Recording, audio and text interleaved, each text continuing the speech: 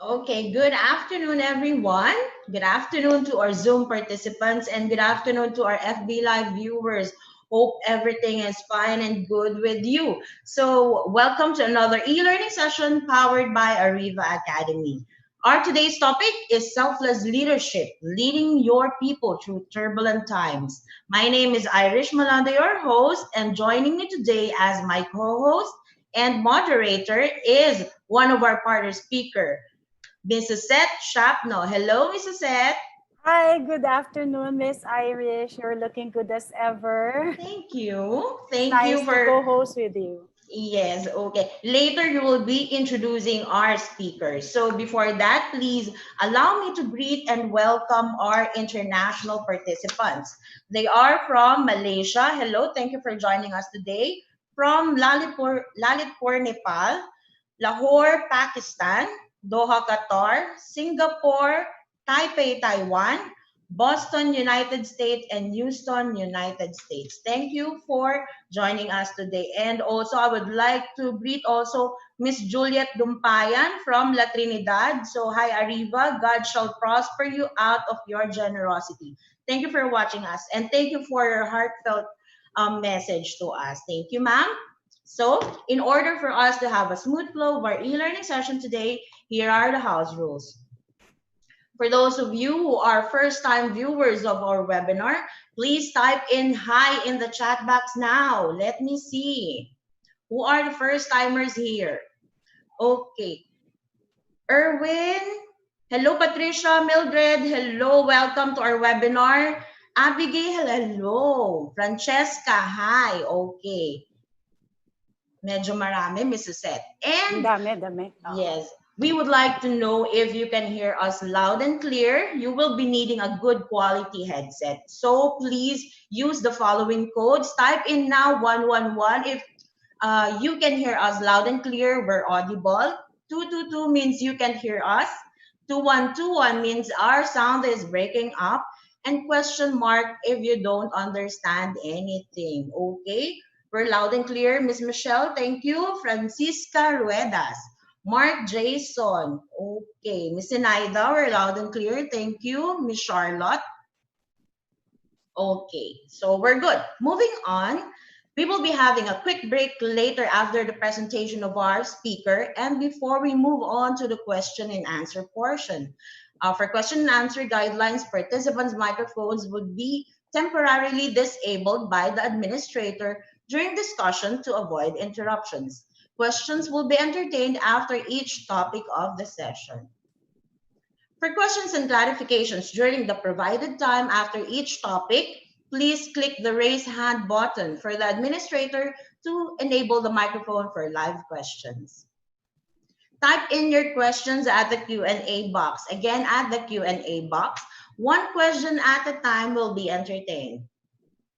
For comments and feedback, please scan this QR code. This will be directed to our feedback form. Please send us your comments, suggestions, topics to discuss in order for us to improve our future e-learning sessions. Okay, I know you're all excited to meet our speaker to discuss selfless leadership, leading your people through turbulent times. Mrs. Seth, please do the honors in introducing our speaker today. Thank you, Miss Irish. To all our live audience tuned in to Facebook Live, good afternoon. And also from our viewers watching over YouTube and LinkedIn, magandang hapon po sa inyong lahat. It is with great pleasure that I introduce to you our speaker for today.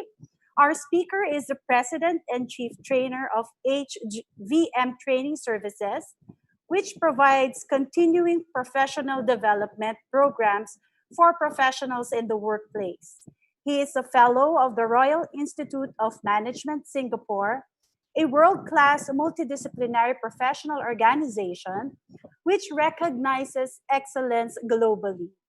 He is also a PRC, Professional Regulation Commission, accredited author and speaker for the continuing professional development of the members of the Philippine Institute of Certified Public Accountants, also known as TICPA. He is also a TV host of the business talk show, The Business Portal, on the corporate world, on Global News Network, GNN. Ladies and gentlemen, let us all give a warm round of applause for Mr. Howell Mabalot. Thank you Good so much, afternoon, Sir Coach Howell. Susette. Good afternoon. Good Kumusta ka na? afternoon. Ikaw, kamusta na? It's been a year It's been since a we year. saw each other. Oo nga, face to face. nice But to this see is the you next here. best thing, di ba? Yes. By the way, I'd like to congratulate you to all our participants right now. Ma'am Susette is now a certified, US certified coach, NLP coach. So neuro-linguistic programming. Maraming salamat, Coach Susette. Thank you. Filipinos are global.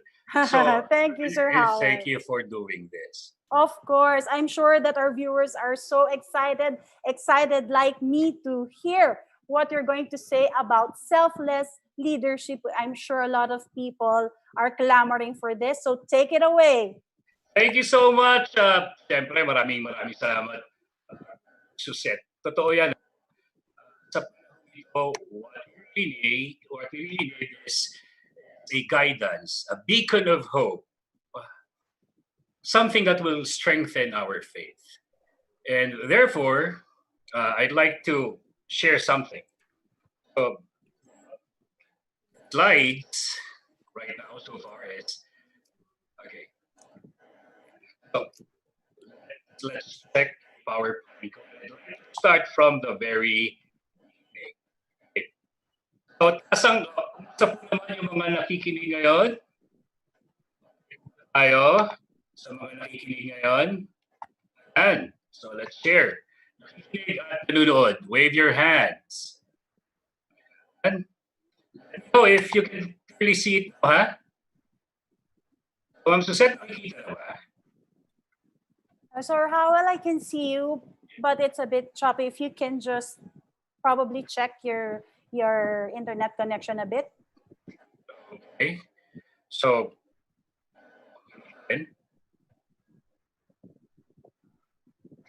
we're broadcasting live.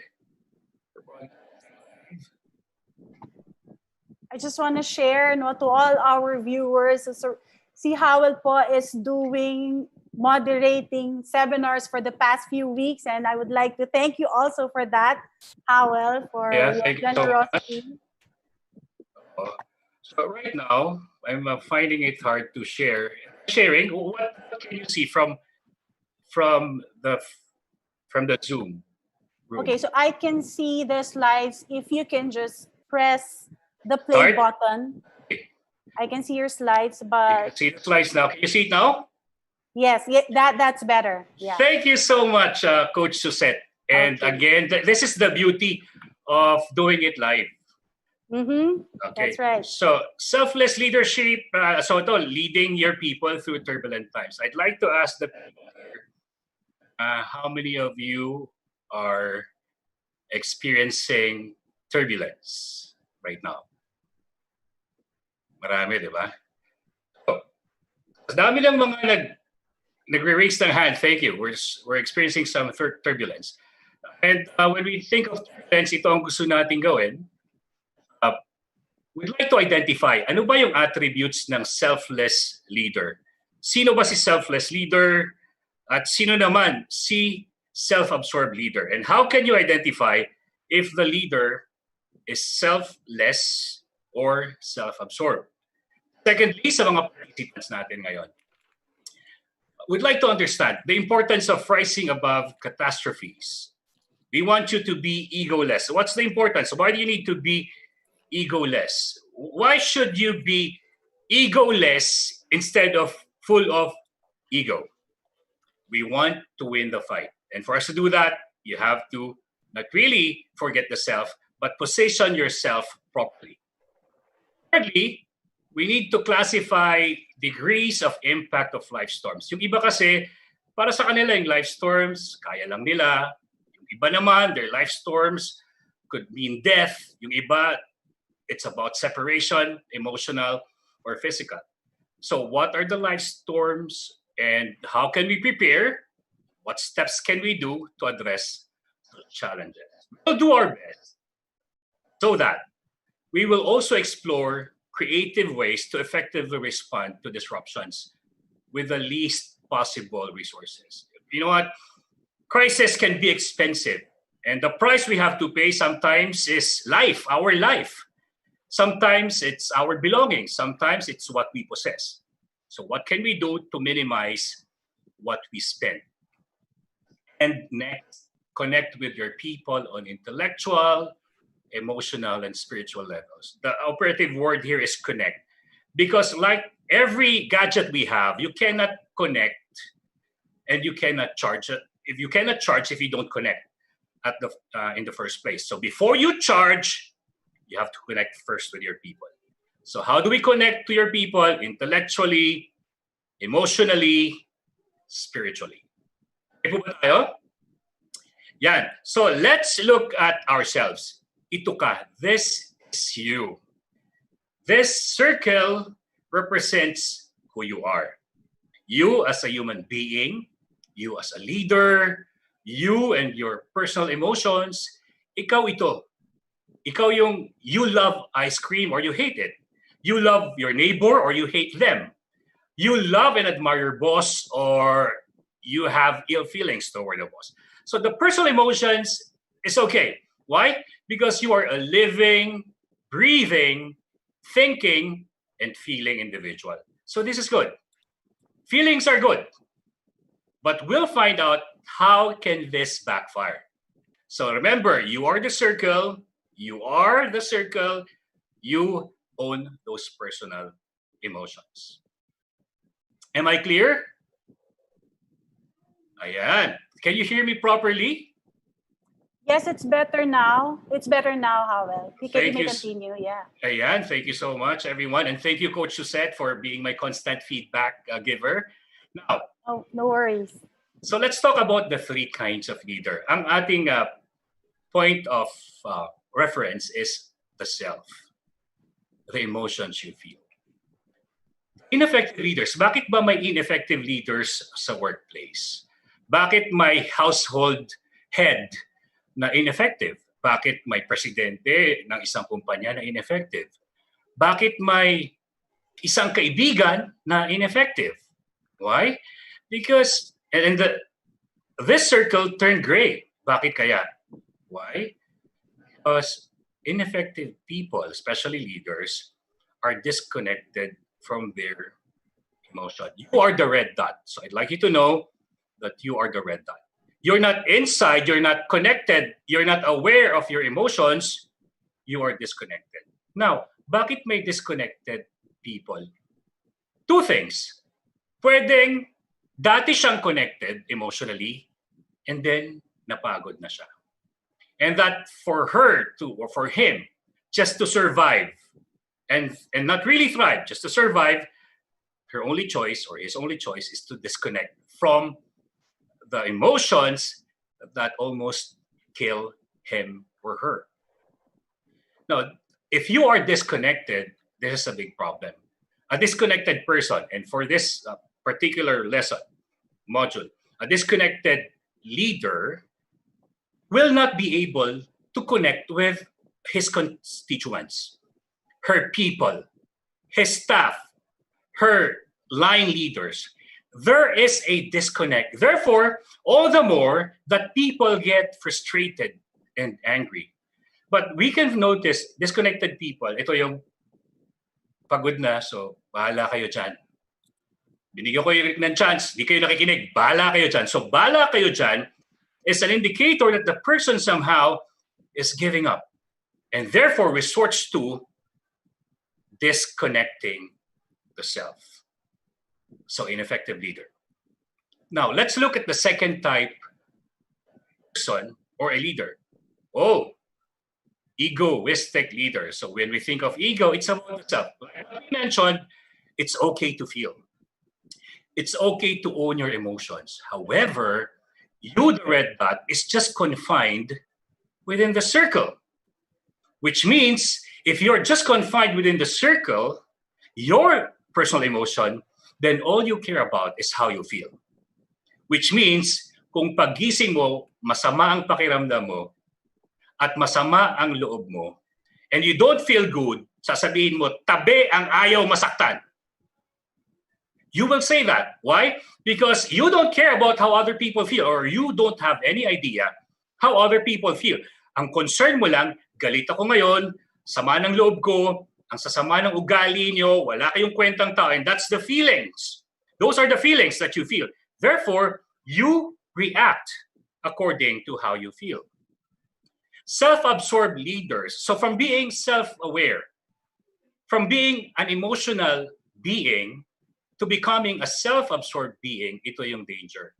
Why? Because at this time, well, it's better because you know what you want. You know what you need. You know what will make you happy. You know what will make you sad and mad. But the downside is, do you know what will make other people happy? What will make them sad? What will make them mad? And minsan, ito yung napakahirap. Yung to break through, to break out of the concept of self. Let's talk about self-absorbed. What will make you happy? For example, you feel like, uy, I bought a new car. It's worth 3 million pesos. Yay! I'm successful! Ayan, so you feel so happy. And then, pagdating sa stoplight, sa EDSA, napansin mo, on your left, somebody's driving an old car. And then you say, see, I'm better than you. Why? Because I'm driving a 3 million car and you're driving a 10-year-old car. So pag ganon, there's inconsistency. You treat the other person with lesser respect. And then eventually on the right, nagpark, Maserati, 10 million pesos. So ikaw naman, that self-absorbed, a while back, just a second ago, you feel good about yourself. You're successful. And then, after a second, you see the Maserati. Nasa stoplight, nakasabay, katabi mo, 10 million peso worth, yours is 3 million pesos worth. Therefore, that green, that lush, that teeming with life emotion will turn red. Egoistic leaders, they are easily offended, they're easily triggered, and we see a lot of them on Facebook. They are highly reactive. They take things personally. And this is a dangerous kind of a leader. So kanina pinag-usapan natin, what's the first type of a leader? The disconnected. The second type of a leader, the self-absorbed. Now, sino dito si selfless? Let's look for the red dot. Kung kanina yung red dot, andun sa zone of disconnection. Yung self-absorbed na doon sa within the limits of her personal emotions or his personal emotions. Asan si selfless? Ito si selfless. The selfless leader broke through the limitations. Yes, she still feels those emotions, but those emotions don't control her anymore. He still feels being attacked personally. He still feels that people are hating him, but it's okay. Why? Because the transcended leader is above his emotions. Yes, I am an emotional being. I feel being offended. Yes, I feel the hate coming from all sides of the room, but it's okay. Why? Because the transcended leader is way above the self. So imagine the self as water. Yung sinabi nating disconnected, nasa pinakailalim siya ng ilog. Yung self-absorbed, nalulunod siya sa damdamin. Si transcended, nasa ibabaw ng tulay. And he sees what's happening to his emotions. She sees what's happening to her. And because she has transcended, she has get rid of the self when she transitioned into the position of leadership. Yes, the self is there, but it's beneath her. Yes, the self is there, but it's beneath him. Therefore, as the leader assumes the position as a CEO, a CFO, head of the household, head ng barkada, he is selfless. She is selfless. It's not anymore, what can I get from it? Ano bang ganansya ko dito? How much will I get from this supplier? Not anymore that. Will they love me? Not anymore that. The transcended leader or the selfless leader is no longer concerned about the self, but the whole. The transcendent leader is not inside the green circle, it's part of the white space. And what is the white space? That's the organization. That's the country. That's the household. That's the company. That's your department. Am I making myself clear? It's a very good sharing, Sir Howell. No? Kasi karamihan sa ating leaders, especially nowadays, Oo, Ma'am Suzette. yes, they tend to freeze. They tend to freeze, and they're having a hard time really how to figure out what to do, that they forget to look at the bigger picture. So maganda itong selfless leadership na ito. Nako, salamat, Coach Suzette. Coming from you, I mean, you as certified NLP coach, maraming salamat. So our goal, if you want to be selfless. Now, akala ng ibang tao, there's a misconception about selfless. Pag selfless daw, kalimutan mo yung sarili mo. Hindi ka nakakain on time, hindi ka na maliligo, hindi ka na magsisipilyo, hindi ka na magbibihis, hindi ka na maghahanda, hindi ka na lalaban. That's the wrong conception of selfless leadership. Now, a selfless leader takes a bath, eats healthy food, exercises. Why? Because she has to be there for the people. She does it for the people. Not to look good, not to impress the people, not to win their votes. No. She takes care of the self so she can be a selfless leader to lead the white space, to lead the organization. So, ang tanong natin, basahin po natin ito sabay-sabay. What you value will guide you. Will guide you. What you value will guide you. So, tingnan natin. What does the disconnected leader value? She just had to exist. Wala na. Suko na ako. Wala. Retreat na ako. Magpapakitan lang ako on September. Wala na. I don't care anymore. I don't know. I'm tired. What about the self-absorbed leader? What does the self-absorbed leader value? Ang sabi ko kanina, teka, pag kayo ba kukunin kong supplier, magkano yung ibibigay nyo sa akin dyan? How much will be my cut? Or, teka, if I will do the press conference, ilan yung manonood? Make sure na may pala para papalakpakan nila ako. Make sure that you surround the press con with people who will kiss my behind and worship me. I want to make sure that when I stand up, all the lights are okay so that I look good. And they will say, oh, our leader is beautiful or smart looking. That's the self-absorbed leader concerned about what will be the impression about her. Thirdly, what are the values? Remember, what you value will guide you. The transcendent leader, remember, is not in the green space. She is in the white space. Therefore, what she values is the whole. Kabuuan. Kung ang hawak niya ay barangay, kaligtasan ng barangay. Kung siya ang puno ng pamilya, kaligtasan ng pamilya. If she's the head of the state, it's all about the safety and security of the nation. Now, let's look at it on a microcosm point of view. Look at ourselves. It could be it's about you being disconnected. Disconnected ka na sa kasama mo sa bahay.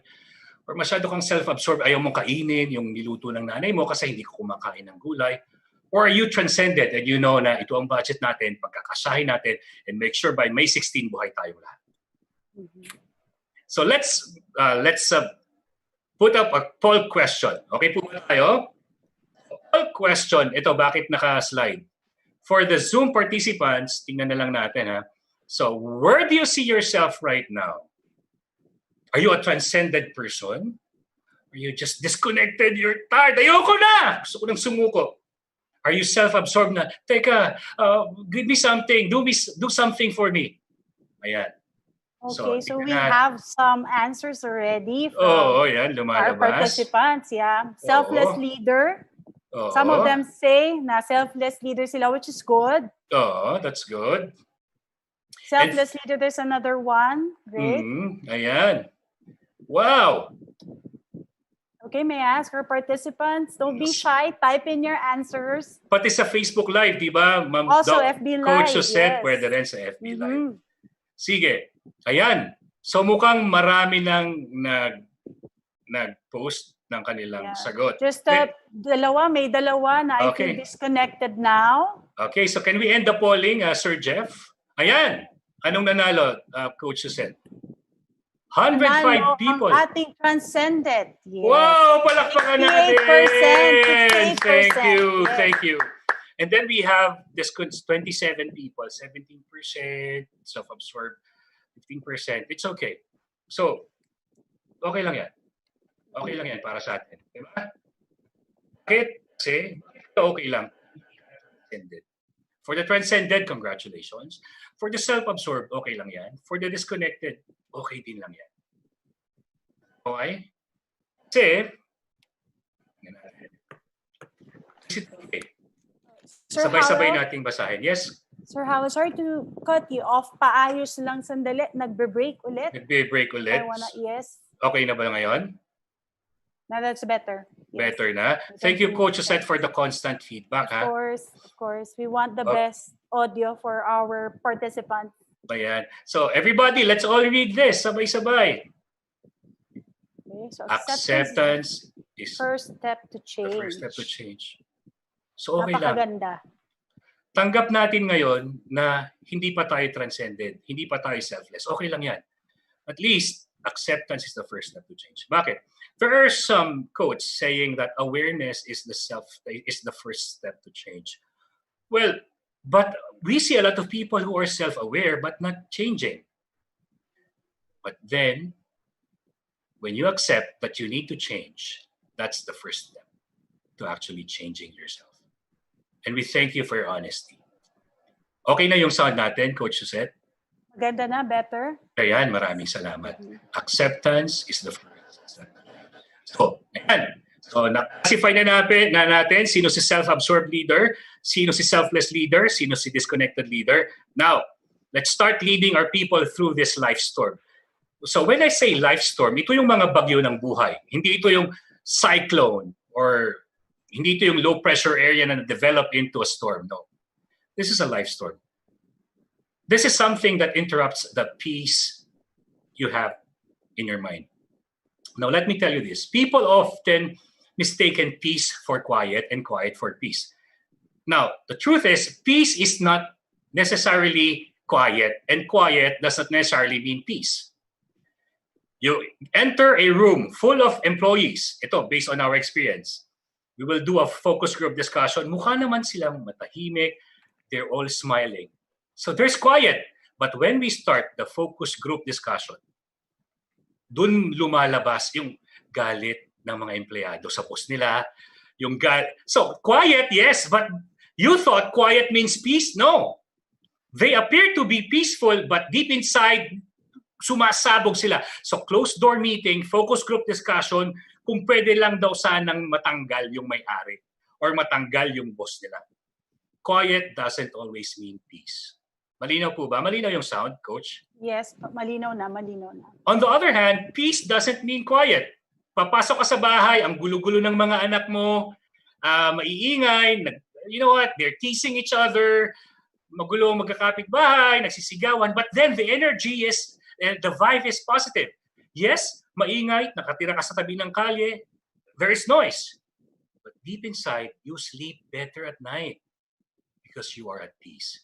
Therefore, the life storm we have may happen two ways. It may be happening now. Globally, it's the pandemic, COVID-19. That's the external life storm. On a national scale, nationwide, it's the ECQ for the people in Luzon. Yes. It's the GCQ, General Community Quarantine for the rest of the Philippines. Now, citywide, ito yung kanya-kanyang pagalingan ng mayor, ganyan. Magaling yung mayor namin, yung mayor niya nawawala. Barangay-wide naman, it's the chairperson, si captain and her people. And on a household level, it's you. Your loved ones, may life storm. You're not okay. You know that you're not okay. And on a personal note, you're not at peace personally. So I'd like you to start asking yourself now, what is your life storm? What is your life storm? This is not a poll question, but ask yourself, is this the personal life storm? Is this the familial life storm? Is this the religious life storm? Is this the barangay life storm, the community life storm? Is this the provincial life storm, the national life storm, or the global life storm? Whatever your life storms are, there are 10 critical steps that we can take to take charge and lead your people through the turbulent times. Okay po ba? Am I making myself clear? Everyone? Malinaw po? It is very well explained, and they're typing yes. Yes, So thank you yes so much. Yes to personal life storm. Totoo yes, yan. Yes. Salamat. Most of them are sharing. Thank you, Personal life Coach. storm. Marami tayo niyan ngayon. Sir. Marami tayong life storm.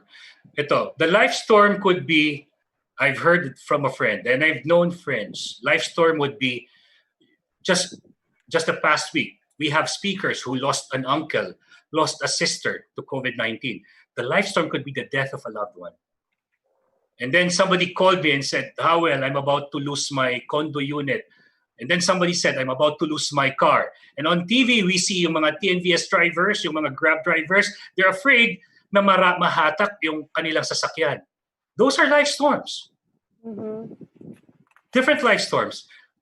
Nanganak, namatay yung nanay, nanganak, namatay yung baby, tinanggihan sa hospital. At least that's their version of truth.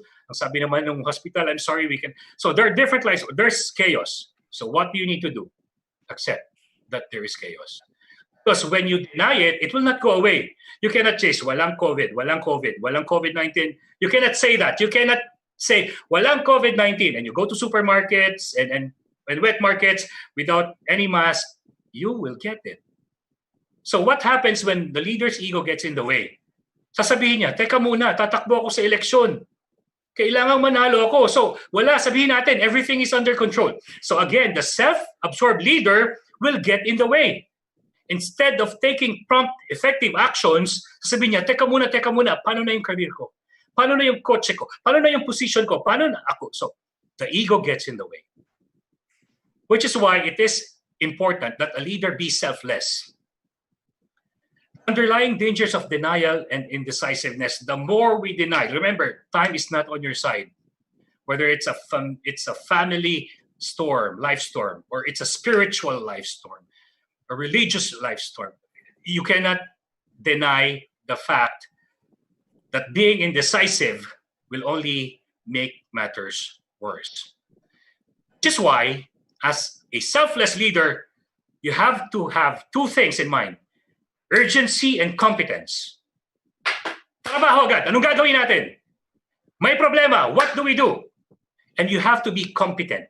Now, some people, puro gigil lang, pero walang kakahayang mamuno. They end up messing up with a plan or not having an airtight plan. So what are the two currencies that are most important in turbulent times? Urgency and competence. Bawal maiwan sa pansitan. Bawal ang tutulog-tulog, bawal ang kampante. Okay? So that's the first critical step of the 10 steps to deal with a life storm, turbulence, crisis, catastrophe, and in this case, we're all healing together. We heal as one, the COVID-19 pandemic.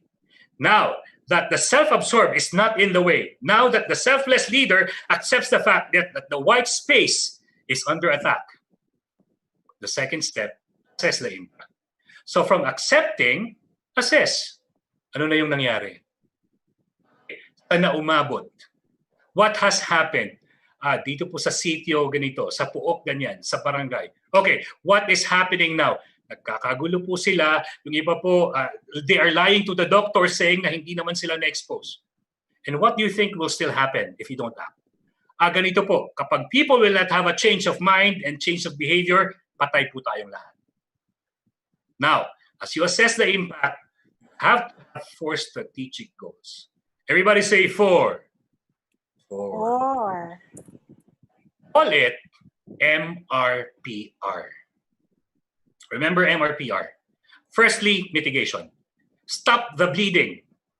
Pigilan agad ang lahat ng butas, takpan, lahat ng apoy, buhusan, at lahat ng tagas ng supplies, pigilan. Mitigate these damages and more casualties. Stop them from happening or worsening. Mitigate. Diba? I remember as a child, kami, I was so blessed to grow up in Quezon Province.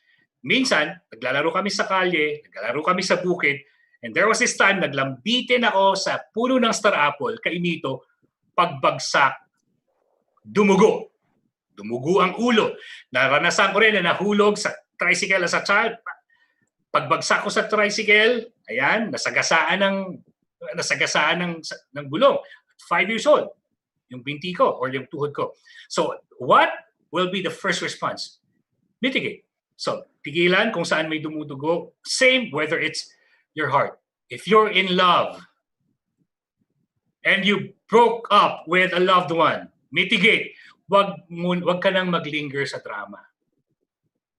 Okay? Erase, if it will help you, erase the pictures, set to private settings, lahat ng pictures nyo together, and focus on mitigation. Kasi, if you don't mitigate, you might die.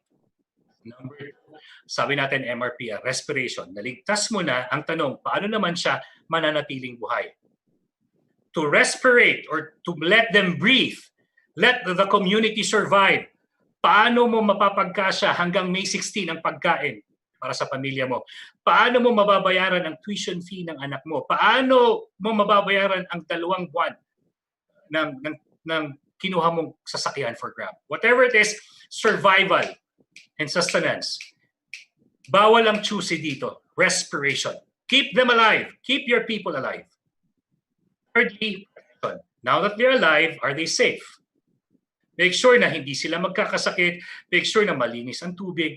Make sure na ang pagkain ay hindi contaminated if it's your people. If it's the organization, make sure that your people are not endangering themselves, which will eventually lead to endangering their co-employees in an organization. Protect them. Number 4, restoration. Keep in mind that before you can restore, you have to mitigate. Before you can restore, you have to respirate. Because before you can restore, you need to protect. And restoration will eventually happen. 4 strategic goals. Now, let's have a poll question. What's the first thing that comes to your mind when somebody or when someone invites you to have coffee? Sige nga. Okay. Participants, keep them coming. Sagutin lang, huwag mahiya. Huwag mahiya. Ako, ang sagot ko dyan, alam na ni Howell. Alam ko na. Gusto ka niya. Gusto niya ako. Gusto ka niya. Don't be shy. O yan, may kasama na ako. Nag-number 1 din. Gusto din daw siya. Okay? So this may be a fun question, but it will lead us to a point. Okay. Ayan. So Come let on, us know type when lang. to stop. Ayan, dire-diretso pa, no? 4 ones here for networking. Okay, 15 seconds more. I'm sorry, meron na lang, magmadali tayo. And for those viewers dito sa Facebook Live, LinkedIn, and YouTube, you can also answer this. Ayan. Okay, gusto niya Time ako is up. for something. Yes, time is up. Let's see. Who So, won? Coach, ano Yes, nangyari? it's 30% networking lang yan. Okay, pero parang close fight, no, Coach? Sa number 2. Oo, Yes, no? close fight. Sa ano kaya ang kapalit? Wow. So naglalaban. 5% lang naman difference. Yes? Lamang si networking. Yan. So, ibig sabihin, napaso na tong mga tao. So, Oo, tama. so ano kayang relevancy to Coach and our viewers? Iba-iba tayo. Yan, no? Iba-iba We're tayo, not no? the same. Iba-iba Iba-iba ang pananaw natin sa mga bagay-bagay. So ngayon, tahin natin to. Sabay-sabay? Your intention will influence your action. Napakaganda. Ayan. So ang gusto nating malaman, anong intensyon niya? Bakit niya ako inaayang magkape? Mahal ba niya ako? Siya ba yan? Gusto lang niya makalibre para ako magbayad? Or ano kayang kapalit nito? Diba? O aayaan niya ako sa networking. Now, no offense to networking, pero alam ko marami sa atin, katulad ko, nakaranas ako na I thought well-meaning yung invitation ng friend ko. And then, yun pala, the intention is not pure. And then it happened thrice. So, what happens is, lumayo na lang ako. We're no longer close friends, pero I still respect her as a person. So okay lang yan. So remember, your intention will influence your action. So when people do something, when someone does something for you, you have to think, anong intention ito? Kanina, we start from accepting that there's a crisis, assessing the damage, address your people. Address your people. So, bakit tayo nagkaroon ng poll question about intention? Why? Because when you address your people, if your intention is to fool your people into thinking that you're still okay, that they should vote for you, that you should not be evicted, that you should not be asked to step down of your position as the secretary or the lead of the finance department, if the self-absorbed leader's intention is for the advantage of the self, Yes. you will never be clear. Malinaw po ba ang aking boses? Yes. Thank you. Howell, continue please. A selfless leader naman, on the other hand, the clarity is key. Sasabihin niya, ito po yung nangyayari. Nakapasok po ang COVID-19 sa, let's just say, dito po sa BGC, 4 na building po ang may 6 at sila po ay, meron po tayong 68. So you can say that. Just as a matter of factly, tell them what's the situation. Kasi if the self gets in the way, nakakatakot, wag muna nating sabihin, isikreto natin to. Baka sabihin nila, failure of leadership. Baka alisin nila ako bilang chairman, alisin nila ako bilang puno ng cooperative, baka alisin nila ako bilang landlord, etc. But then, if you're a selfless leader, you will tell them, this is what's happening. You have to be truthful. And if you're truthful, you will be trustworthy. That's why kapag in-invite ka ng kape at nalaman mo, iba pala yung pakay niya, can you trust her again? No more. Can you trust him again? No more. So be truthful to be trustworthy. Tell them the truth. Ito yung nangyayari. And here's what we will need from you. We need you to cooperate. We need you to do your part.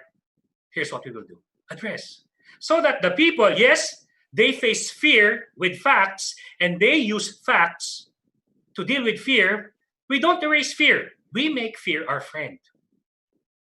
Because if people are afraid of the unknown, fear is so overwhelming, they will panic, there will be chaos, they will feel helpless. But in the face of fear, when you make the fear manageable, that okay, it can cause death, okay, there are asymptomatic people. Okay, there are symptomatic. Okay, so that fear can be your friend. So how can fear be our friend? Fear will be your friend if it will remind you to be careful, to always wash your hands, and to never touch your face, and observe proper quarantine rules, and never disobey the law. So at that point, you can make fear your friend.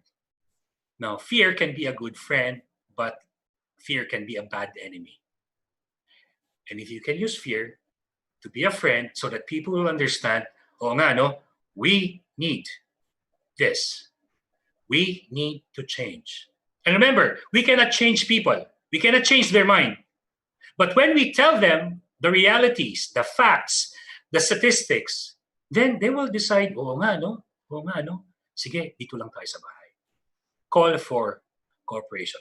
Again, the first step, accept that there is a life storm. Number 2, after accepting, assess the damage. And number 3, address your people, inform them. We need to survive before we thrive.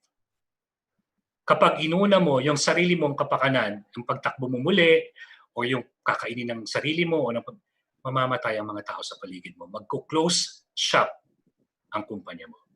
Survive before we thrive. Okay? So those are the 3 first steps of the 10 critical steps to leading your people through.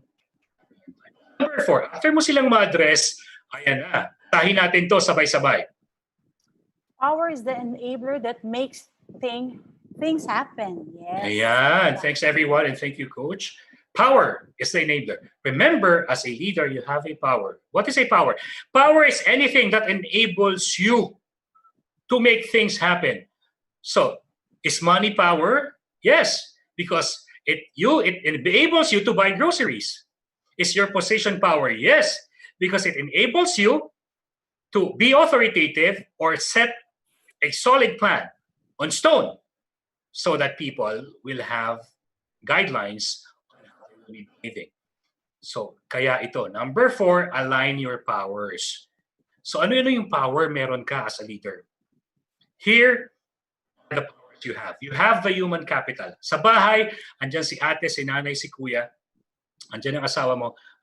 Those are your human capital. Resources. Buksan mo ang pantry. May toyo, may kalamansi, may pansit canton. Ayan, may... So that's the familial setting, the family setting. Organizational setting, ilan ang empleyado mo? Magkano ang pera ng kumpanya? Anong ilalaan natin para they can work from home? Ilang laptop ang bibilhin kasi hindi pwedeng ilabas yung desktop? Machines, ano yung kailangan na makina, materyales?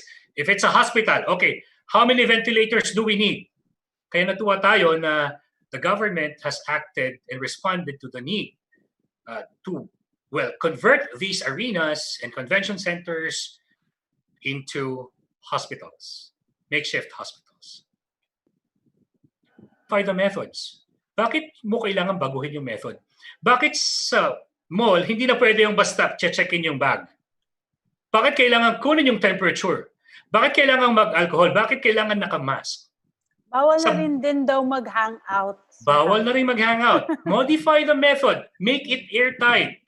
Dati, ang daling tumawid. In our province, from Lucena, going to Tayabas, to Lukban, 20-30 minutes. Ngayon, ang daming dapat gawin para ka makalusot. Why? Because you have to modify the methods. So on a personal level, what you need to modify? Kung ikaw ay nagmahal at nasaktan, Nako. how will you modify your method to qualify the next person you will welcome into your life?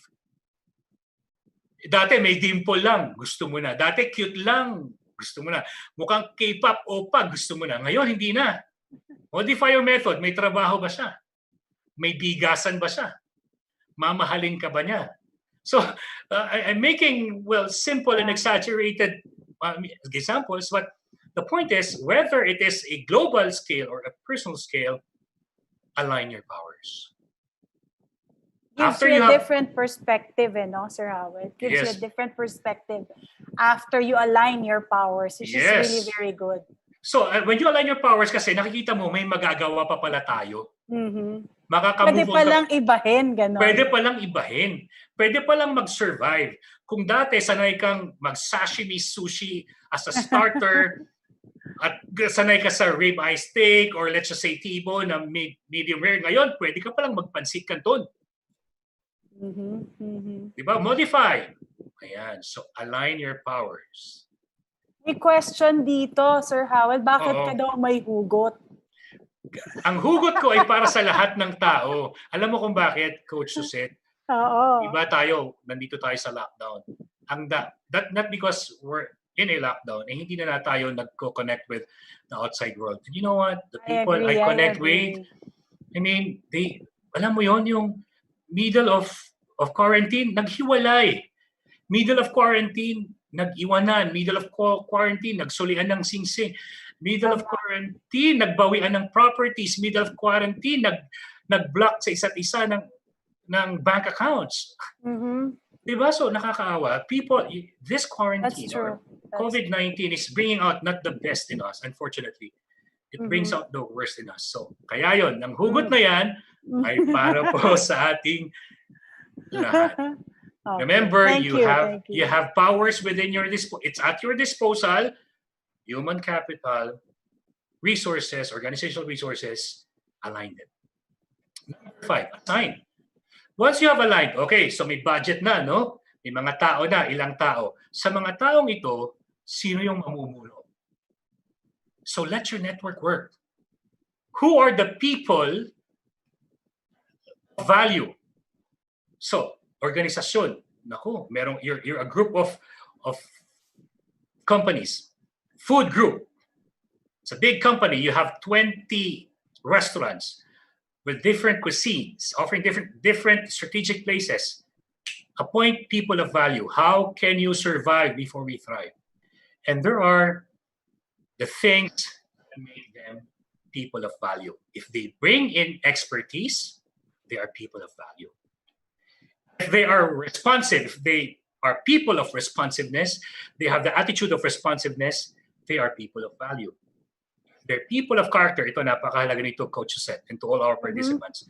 Why is character important? Kasi hindi lagi mo silang nababantayan. And if this person you appointed, yes, expert, yes, responsive, pero corrupt pala, yung isang saong bigas pagdating sa barangay, isang salok na lang. Kasi you're not always breathing down their necks. And I discourage you from breathing down their necks. So choose people of character. Yung meron, hindi self-absorbed, ha? Dapat selfless, above the self-leaders din. And number 4, commitment. So dapat, who are the people of value? So ngayon, isipin natin, sino yung mga taong may halaga na mapagkakatiwalaan natin. So again, let me tell you this. The 3 kinds of people in the world, the first type of people, they are reliant, umaasa. Let's just say sa gobyerno ng Pilipinas, there are people who are reliant, sila yung umaasa sa gobyerno, umaasa sa pangtawid, they are the reliant. Now, especially now, you cannot count on them to lead. Kasi nga, nung wala pang crisis, reliant na silang empakya.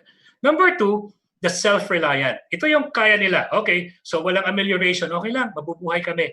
Self-reliant, that's good. So what they can do is they can stay at home.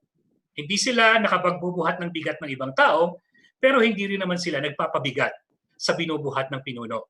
Ng leader, ng church, ng religion, ng organization, ng community, ng barangay, ng probinsya, ng bansa, ng mundo. But the third kind of a person is reliable. Sila yung maasahan mo. Yung una, they are reliant, helpless sila, kailangan nila ng tulong, umaasa sila. The second type, the self-reliant. Sila yung, wag mo kaming isipin, okay na kami. But we need people who are reliable. And I hope and pray na sa panahong ito, maraming mag-step up to play at maging reliable. So be careful. As a leader, be careful to assign people of value. Because when you assign them a position, you empower them. You endow them with the power to make decisions, to implement, to execute. They are the extension of your mind and hands and heart and feet. So basically, the people of value, they are the extension of who you are. So be careful. I would have to agree, no? People of value, very nice point there, Sir Howell. Because ang tanong siguro ng karamihan sa atin, ito bang people of value na tinutukoy natin? Dapat ba ito ba yung mga nakita natin pro-COVID or pre-COVID? People of value sila. Pero currently, during the COVID, pwede bang maiba yun? Thank you. Grabe, Coach Josette. Grabe, no? Nakakatuwa yung question mo kasi ito yung katotohanan. This is the ultimate test of what you are made of as a human being. Before COVID-19, ang daming taong maingay, di ba? Correct. Sila yung nakikita mo lagi sa camera, sa TV, sa Facebook. Sila yung marurunong, sila yung experts. Yes. Eventually, nung nagkaroon ng pandemic, sila yung tahimik. At sino yung nakikita natin? Who suddenly becomes our heroes? Frontliners, essential health workers. They become our people of value. But the question is, ngayon lang ba sila naging people of value? No, they have always been valuable. Nung hindi natin sila napapansin, sila na yung naglilinis ng hospital, nagpapalit ng lampin ng mga pasyente. Sila na yung nagmamadaling araw sa hospital. Sila na yung nagbabantay at nagtatanod.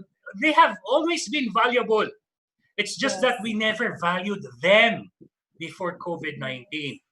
The And good pwede, thing, no? Yeah. the good thing about COVID-19, dito lumabas kung sino yung tunay na leaders. Correct. Thank I you for agree. that. I agree. So, di ba? From the inverted triangle, naging triangle. So dati, di ba? Yung mga mayayaman, kilala, sila yung mga nasa laylayan at nasa ilalim, sila yung hindi pansin. Ngayon, sila yung mga hindi pinahahalagan, sila yung pinakamahalaga. So, ganyan, no?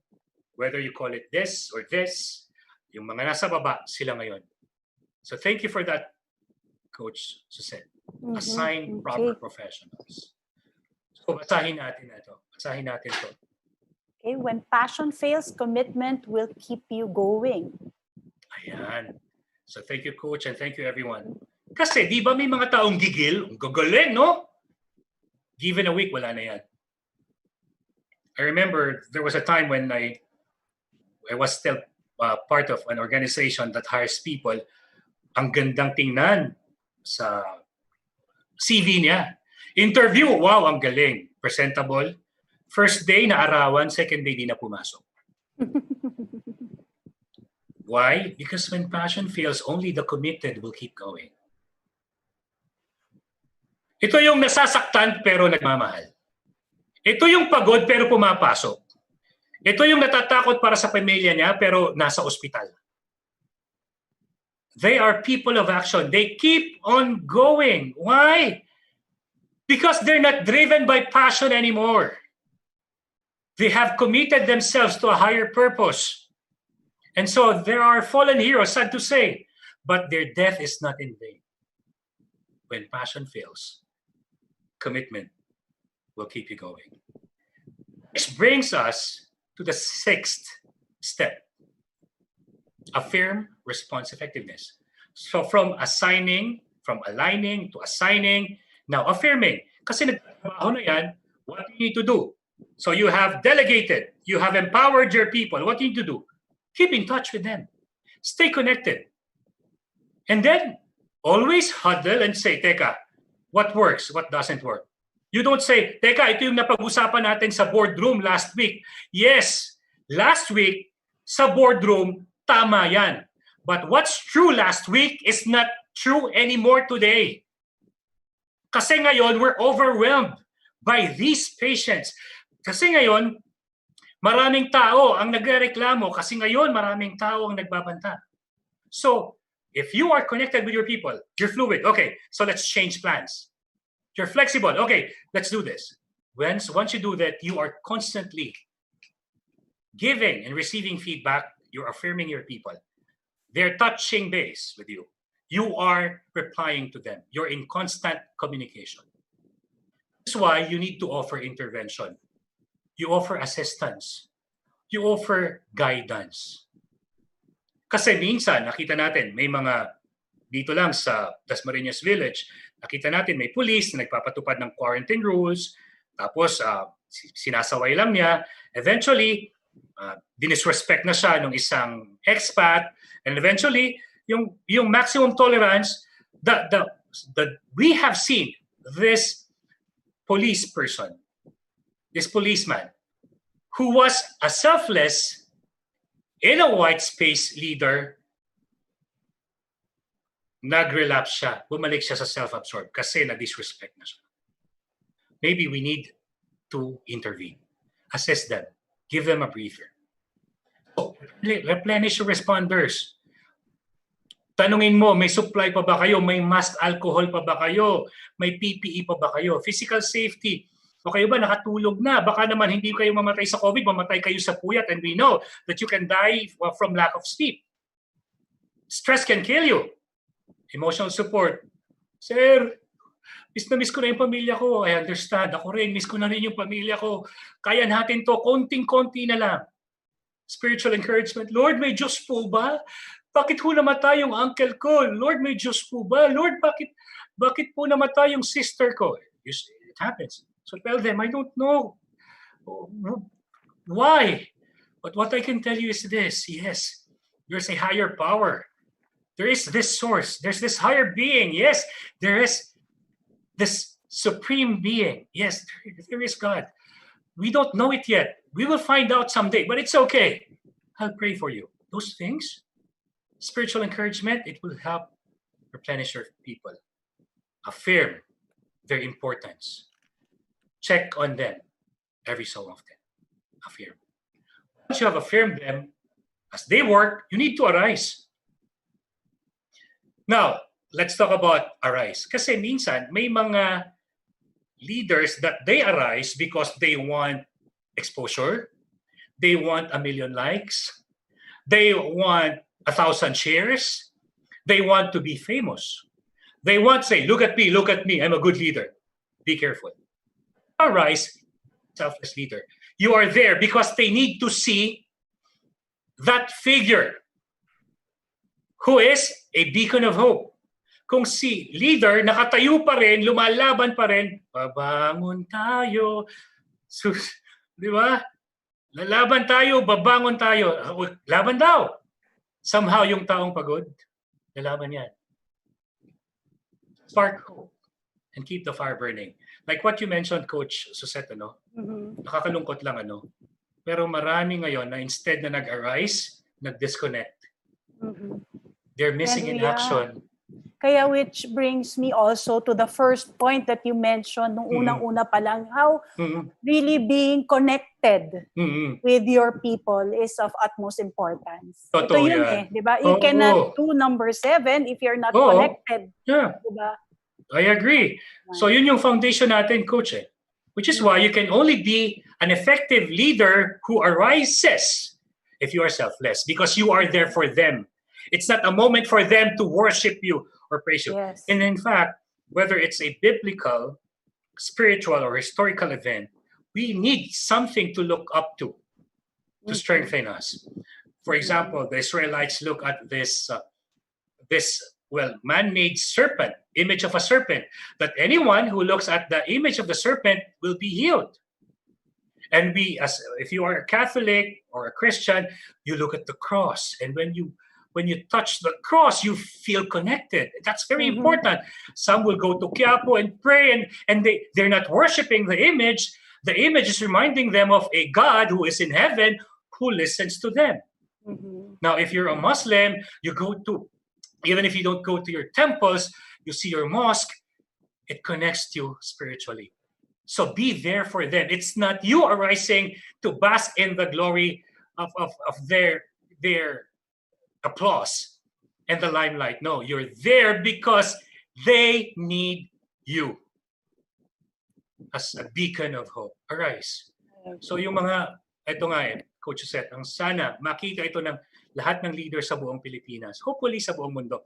Pero this is my ultimate dream. Sana lahat ng Pilipino, but in the meantime, makita sana to ng barangay chairmen and chairwomen, makita na sana to ng mga mayor, vice, lahat ng local LGUs, sana makita to.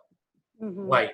Because this will help them. In fact, we have a full-blown workshop on this. Kasi ito, hinihahanay lang namin sa inyo. Okay? So once you have risen up, you have broke through fear and your personal concerns, you arise. So let's ask this. When your people see you, Paul, question tayo.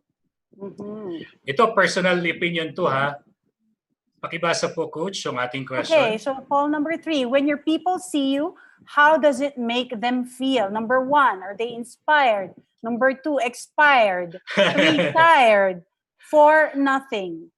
Ayan. So again, when your people see you, how does it make them feel? Inspired, expired, tired, or nothing? So ganun din para sa ating mga Facebook Live viewers or sa LinkedIn or YouTube. Ask yourself, pag nakita ba ako ng tao ko, am I a source of positivity and light? Or am I like a black hole, sucking all their positivity and energy? So we have 10 seconds left. Yes, 10 seconds left. Ayan. And as of the moment, number 1 is... Winning ang number 1. Thank you. Yes. 1 minute. Ayan, 1 minute na. Okay. Ano po? So ano pong results? Result Clear natin, Coach? winner. Clear winner. Inspired is number 1. 80%. Thank you so much. Now, here's the thing. Here's the catch to say. This is our opinion. Mhm. And I'm telling you, the result will differ. The result will be different if we ask their people. Do you agree? Tama, tama, tama. So I hope that we live up to that. Ha? Let's be inspiring. So after you have, so ayan. Right. Ha? Next. Tatlo na lang to. Number 8, achieve. Achieve. Kasi nga, you have assigned your resources, aligned your resources, assigned your experts, you have affirmed their roles, you have risen up, you arise to lead them achieve. So ito, kailangan yung execution katumbas ng expectation. Pag sinabing mas mataas dapat ang recovery kaysa death, we'll do our best para walang mamatay. So that mas marami ang gagaling. Execution versus expectation. Pag sinabing 2 beses lang tayong kakain, brunch and dinner, dapat yun din yung execution sa expectation. And use control measures. So, as coaches, we know Coach said na yung motivational theory, di ba? We reward good behavior, we punish bad behavior. Ganun din dito. If they're behaving good, reward. Behaving badly, alam natin, very creative yung mga chairman, mga barangay captain, pinagsasayaw ng spaghetti, pinagbubuhat ng mga barbell sa initan, yung mga pasaway. Well, that's how they punish bad behavior. But, well, that's uniquely theirs. There's that. And you can see your people through the storm. Walang iwanan. Ito yung magandang drawing or image Coach said. It's the image of bayanihan. Tandaan natin, ako as a child, have you ever seen a bayanihan, Coach said, in person? Of course, yes. Okay, sa Pangasinan ba? Sa Pangasinan, high school ako noon, ginagawa to kasi baha. Madalas kasi kami binabaha. Ang tanong, we have full of people. Yan talaga. Oo. So, ganun din sa amin, nung bata ako sa probinsya ng Quezon Province. Hello sa mga Tagalukban, Quezon. Proud Quezonian tayo. So, nung bata ako, ang dami niyan. Parang every weekend, ang dami niyan. Ang tanong, Coach Jose, may sweldo ba yung mga yan na pawis-pawis, nangangamoy putok, langis-langis, bilad sa araw? Wala. No, if there's one thing that's keeping us going through COVID, it's really this. That is true. So ito, mga walang sweldo to. Pagod na pagod, hirap na hirap. And yet, why? They're committed. Why? Because they believe we can achieve it. Ang ganda ng kanta, yung una, we win as one, ginawa ni Ryan kay Abiab na we heal as one. Sample nga, Sir Howell. Sample. Talking voice na yung ginagamit natin ngayon, Coach. Alam mo naman yan. Sige. So achieve! Ayan, hanggang sa makarating kayo from point A to point B. And once you have achieved, once that you have conquered the life storm, whether it's the COVID-19 or the financial crisis or the health crisis or the loss of a loved one, mahalaga to. Let me tell you again, a disconnected leader will never have this chance. Kasi hindi naman siya nag-arise. A self-absorbed leader will steal all the praises and say, I'm a good for you. You have a leader like me. Diba? Lahat ng praises nanakawin at kukunin lahat ni self-absorbed. But the selfless leader will say, hey, this success is not because of me, this is because of you. At dapat nga, may nagsabi, ang red carpet dapat hindi na yung mga artista. Ang red carpet, ito yung mga sina Kuya Janitor, si Ate Guard, diba? Si Tatay Nurse, orderly ng hospital, si Tita Doc, diba? Kung sino man yung binuwis yung buhay, sila dapat yung nasa red carpet. Remember, it's not about you. Okay? And it's not just you. So when you have this festive celebration, it's not about you. It's about the people gathering together, virtually holding hands and doing their part. So the trophy, the recognition should go to them. But this is very true. Yeah. Most importantly, thank you. Thank the unseen force. Because beyond what we cannot do, beyond what we cannot see, beyond what we're not capable of, there's an unseen force. There's this source of strength and courage and wisdom and healing and faith and encouragement. There is God. Thank God. And this is the perfect time. Kailangan may mga online celebrations of Mass, yung mga nag-worship ng mga Muslim brothers, kung may mga online, if we have friends, for example, Iglesia ni Cristo, Katoliko, born again, ano man yung religion mo, honor God! Let's honor God. Let's thank God that we were able to survive. Acknowledge. Only a selfless leader can do that. And lastly, tahin natin ito. Okay, the ever-learning leader evolves, improves, and advances. Thank you, everyone, and thank you, Coach said. Be an ever-learner. Be an ever-learning leader. Learn from this chaos, from this turbulence, from this crisis, from this catastrophe. Learn so that we will make it useful. And when we learn, we will evolve. We will improve. We will advance. Which is why the last of the 10 critical steps to being a selfless leader and leading your people through turbulent times is analyze. With your key personnel, huddle with representatives from different departments, different layers of the organization, huddle with your church leaders, your worshipers, volunteer workers, huddle with your volunteer LGU workers, with a single mom, with that child, that huddle with. Let yourself be represented by these people who will be the source of wisdom and learning. So you can anticipate and prepare well. You will prepare better. You will do better for the coming storms. And I'm telling you this, it's not a matter of if, it's a matter of when. You don't say if the storm comes. No, because it will come.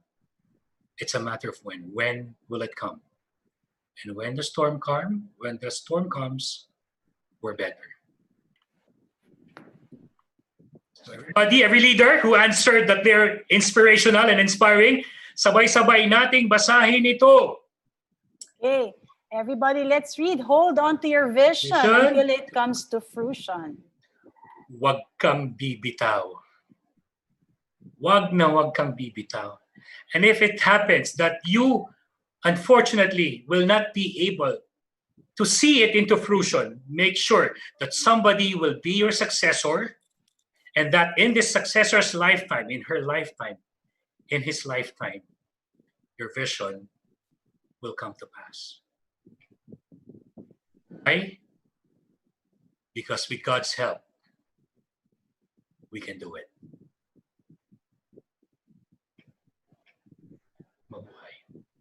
All right. Thank you. Let's give Sir Howell a warm applause, everyone. Thank you. Maraming salamat for that very timely, very relatable, and very inspiring presentation, Sir Howell. No? You gave our viewers a blueprint of what they're going to do in times of crisis, how to lead their people, lalo na yung mga nahihirapan, paano ba sabihin, paano ba mismong ako nahihirapan. Blueprint na ito, 10 steps, no? Just to recap the 10 steps, because if there's anything that's more important in this presentation that you gave, is really the 10 steps. Just a recap. First, never forget to acceptance na may life storm. Sabi nga nila, 'di ba, pagka na-accept mo na may challenge, affirm, follow na lang natin to, and you will surely lead your people through these turbulent times. Maraming salamat ulit, Sir Howell, for that. Salamat din, Coach Susette. It's an honor. Yes, no. We are flooded with lots of nice comments here. Gusto ko lang basahin yung iba. Ni-screenshot ko siya kasi napakagaganda ng mga sinabi nila. Sabi dito, transcendence can lead us to mindfully be aware of everything. Ayan. Ano pa mga sinabi dito? People of value or assigning them as frontliners, especially health workers, are critical at this moment. Hope those who are in power to assign may be cautious also so that the people are at hand. From Edmond Sampana. Marami tayong good comments and marami ito very nice, inspiring insights or how so flooded tayo with good comments. Maraming salamat. Thank you So, so much, sir, Coach. Thank you, Coach. okay, Sir Howell, we just need to greet our, of course, participants who are celebrating their birthdays right now. We have one Sige. participant who is celebrating his birthday. Maligayang bati, Mr. Mark Anthony Bahita. Happy birthday. And of course, to one of our Ariva partner speaker, Sir Ricky De Vera. Hey, happy birthday, Sir Ricky! Birthday. Ayan. Diba? Sayaw pa tayo. Happy birthday once again. This is your night and everyone feels right. Okay.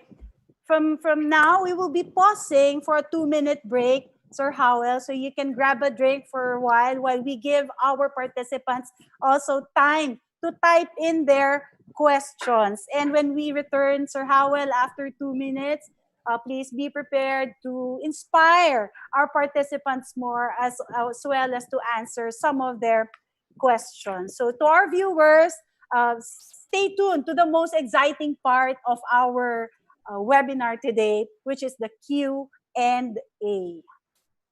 Don't go away, viewers.